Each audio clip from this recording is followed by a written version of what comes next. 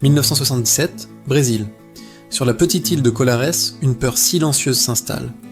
Nuit après nuit, les villageois racontent la même histoire terrifiante. Des lumières étranges fendent l'obscurité, les poursuivant à travers les rues et les champs. Des faisceaux lumineux les transpercent, les paralysant de peur. Au réveil, la douleur est là. Leurs corps sont marqués de brûlures inexplicables et de petites traces de succion, comme si quelque chose leur avait volé une partie d'eux-mêmes. On les surnommera les chupa-chupa, les suceurs. Au début, personne ne les croit. Ce ne sont que des histoires de pêcheurs, des légendes locales.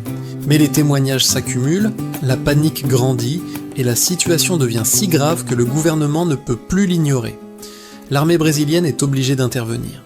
C'est ainsi que débute l'opération Prato, l'une des missions militaires les plus secrètes et les plus étranges de l'histoire du Brésil.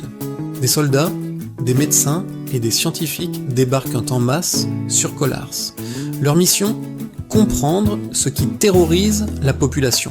Pendant des mois, ils vont documenter l'inimaginable. Ils recueillent en fait des centaines de témoignages, tous concordants. Ils prennent des photos des lumières dans le ciel, des films de ces objets volants non identifiés. Ils mesurent même des niveaux de radiation anormaux sur les lieux des attaques. Les preuves sont là, tangibles, des rapports sont rédigés, des dossiers sont compilés.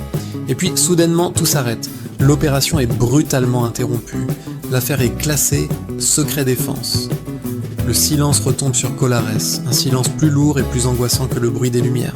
Aujourd'hui, des décennies plus tard, les survivants de Colares portent encore les cicatrices de ces nuits d'horreur sur leur peau et dans leur âme. Beaucoup sont décédés peu de temps après les événements, officiellement de cause naturelle, mais leurs familles, elles, savent. Elles savent que quelque chose a changé cette année-là.